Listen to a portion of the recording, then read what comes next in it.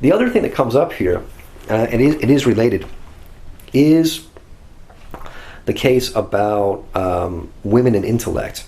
And because the Prophet ﷺ said in a hadith, and he was addressing women, and I've got it here because I put in an appendix I added an appendix by Imam Muhammad Taweel, because I thought it would be very, very beneficial for readers to have like a more in-depth treatment on the topic. Now, in English, this is the translation that I've given. He said, I have not seen those deficient in intellect and religion more capable of eliminating the perfect reasoning of a prudent man than one of you. Okay, so he's addressing a group of women. He says, I have not seen those deficient, naqisat, aqlan wa dinan, deficient in intellect and religion, more capable of eliminating the perfect reasoning of a prudent man than you. So, now Imam Taweel in his book, he's very straightforward about this issue. He says this is the reason why men are in positions of authority, or what's the wisdom why a man should be the leader. Like, again, a man should be a leader, whether it's a leader of a country, whether it's the leader of a jama'ah, it should be a man for these reasons. Now, what Imam al-Bulti does is he goes a lot of detail, and he actually quotes, I believe she's a German sociologist called Esther BLURB, which shows that, yes, Esther BLURB, because she wrote a book called The Polygamous Sex, A Man's Right to Another Woman.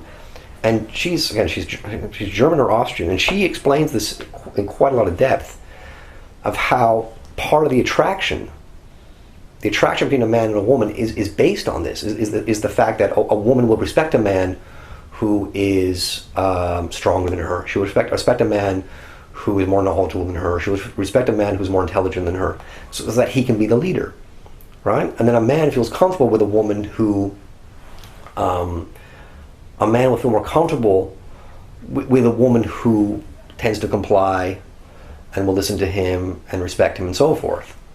Not a woman who will constantly be arguing about intellectual issues or philosophical issues.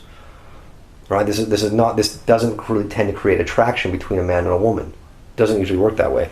So that is really worth reading. But Naqisat Aqlan, Naqisat Dinan. So we have here now Dinan, I should just go into a tangent here. Now Dinan, what that refers to, that's not really a disparaging of women. But the point is that women, especially because women menstruate for what tends to be six or 7 days every month, they can't pray as much as men can. They can't fast. It happens in Ramadan. They can't fast because they're menstruating. But that's not a deficiency in the sense where they're losing reward, or they're now far from Allah, or they're distant from Allah. No, because by not doing something, they are obeying Allah, and that is the worship of Allah. Right? Worship is not always a positive action. Worship can also be restraint. Worship can also be to refrain from something. So by women not doing things because Allah has told them not to, that is their worship, and they're getting rewarded for that. So that's what the Messenger of Allah ﷺ meant in that hadith. And the other thing about this as well, about Qiwaamah, that the Imam raises, is the fact that if it is the man who is establishing the family, he's the one who pays for walima, he pays for the house, he pays for the bills, he's funding everything. It's essentially his company. It's like his sharika, that's it, that he set up.